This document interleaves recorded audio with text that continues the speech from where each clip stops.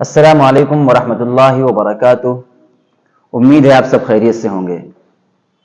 آج ہمارے YouTube channel پر برادر کبیر مفتی توقیر صاحب قاسمی موجود ہیں۔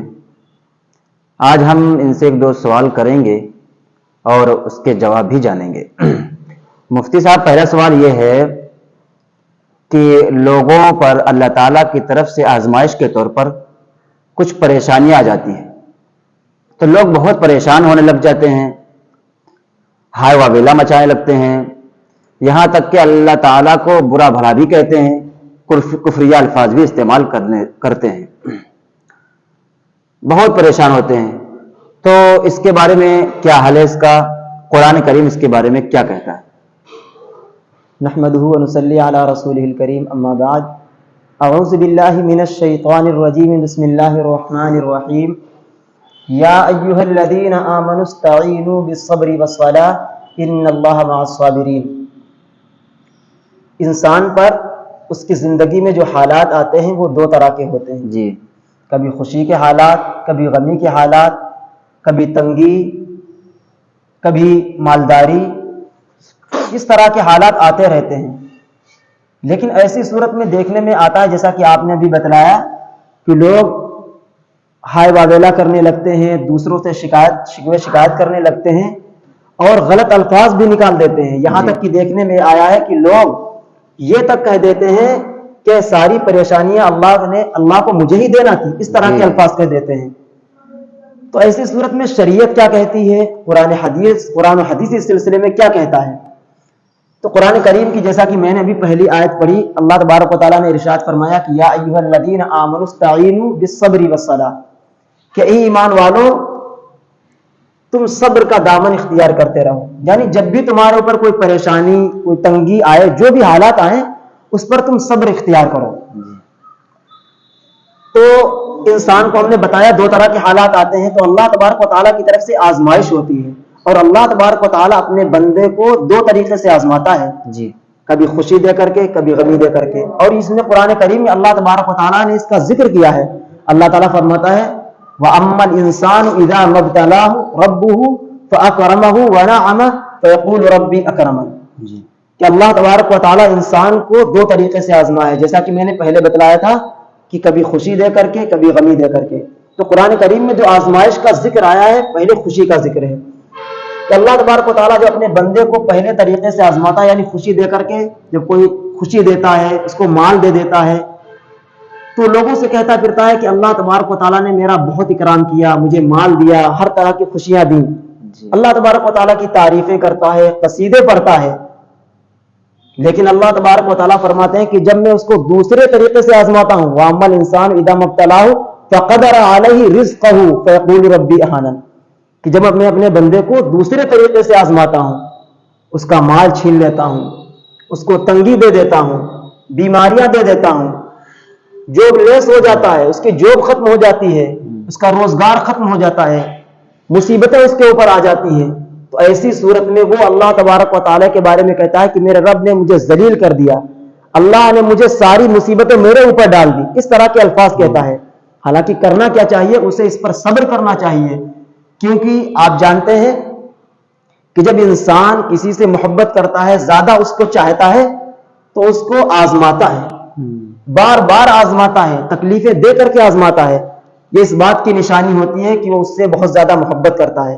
اسی طرح سے اللہ تبارک و تعالیٰ جس بندے سے زیادہ قریب ہوتے ہیں، جس کو زیادہ چاہتے ہیں، اللہ تبارک و تعالیٰ اسے بار بار آزمائش میں ڈالتے ہیں، لیکن شرط یہ ہے کہ ہم ان کو برداشت کریں اور یہ سوچیں کہ اللہ تبارک و تعالیٰ کی طرف سے ہے، اور یہ اللہ ہی کی طرف سے ہے۔ اس نے چند دنوں کے لیے، چند مہینوں کے لیے، جو بھی وقت کے لیے مجھے دیا ہے، یہ یقیناً اللہ تبارک و تعالیٰ اس ساری پریشانیوں کو ختم کر دے گا۔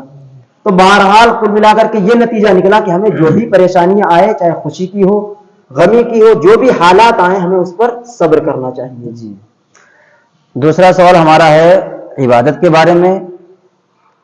آج یعنی کل سے رمضان المبارک کا مہینہ شروع ہونے والا ہے، تو اس مہینے میں ہم سب کو زیادہ کیا کرنا چاہیے؟ کون سی عبادت زیادہ کرنی چاہیے؟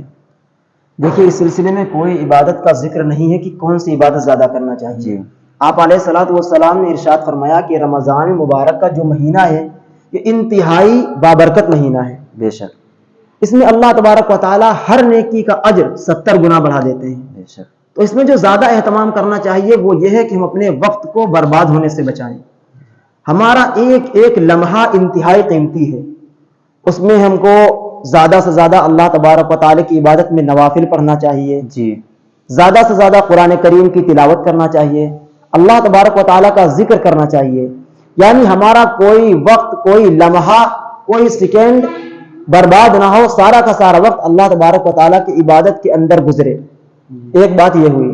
دوسری بات یہ ہے کہ ہمیں نیکی کرنے سے زیادہ نیکی کو برباد ہونے سے بچانا ہے. جی. اس کی مثال میں اکثر دیا کرتا ہوں کہ مثال کے طور پر آپ نے 1 کروڑ روپے کمائے. جی. لیکن ان کو یوں ہی ڈال دیا، ان کی حفاظت نہیں کی. جی. تو ایسی صورت میں وہ پیسے آپ کے جو 1 کروڑ ہیں وہ چور آ کر کے لے جائے گا. جی. وہ پیسے آپ کے کسی کام کے نہیں رہے کسی کام کے. لیکن اگر آپ نے 10 روپے کمائے، 100 روپے کمائے، لیکن ان کی حفاظت کی، تو وہی 10 روپے یا 100 روپے آپ کے کام آ سکتے ہیں. صحیح ہے. تو اسی طرح سے ہم اگرچہ نیکی کم کر سکیں لیکن نیکیوں کو برباد ہونے سے بچائیں. برباد کیسے ہوتی ہیں؟ برباد ایسے ہوتی ہیں کہ برباد نیکیاں ہو جاتی ہیں اور ہمیں پتہ بھی نہیں چلتا. آپ علیہ الصلوۃ والسلام نے ارشاد فرمایا کہ حسد یہ نیکیوں کو ایسا کھا جاتا ہے جیسے آگ لکڑیوں کو کھا جاتی ہے. اللہ. جی. اسی طرح سے غیبت ہے، چغلخوری ہے، دوسروں سے حسد کرنا ہے، کینہ کرنا ہے، لڑائی جھگڑا ہے، کسی کو گالی دینا ہے. ان چیزوں سے تو ہمیں پورے سال بچنا ہے، لیکن خاص طور سے رمضان مبارک کے مہینے میں ہمیں بچنا ہے. جی. اب تک جو بھی ہم سے کسی سے غلطیاں ہوئی ہوں، کسی سے ہماری لڑائی ہوئی ہو یا جو بھی آپسی کوئی ناراضگی ہو، ہمیں اسے ختم کر دینا چاہیے اور مل محبت کے ساتھ یہ پورا رمضان کا مہینہ ہمیں گزارنا چاہیے. اور خاص طور سے اس مہینے کے اندر ہمیں دوسروں کی مدد کرنا چاہیے، کیونکہ یہ مہینہ غمخواری کا ہے، لوگوں کی مدد کرنے کا ہے، لوگوں کے ساتھ حسن سلوک کرنے کا ہے. تو ہمیں ان چیزوں کا خاص طور سے اہتمام کرنا چاہیے. اس کے علاوہ بہت ساری چیزیں آپ علیہ الصلوۃ والسلام نے بیان کی ہیں جو ہم سب تقاریر کے اندر، علماء کے بیانات کے ذریعے سنتے رہتے ہیں. یہ تو مختصر سی باتیں میں نے آپ کو بتا دی.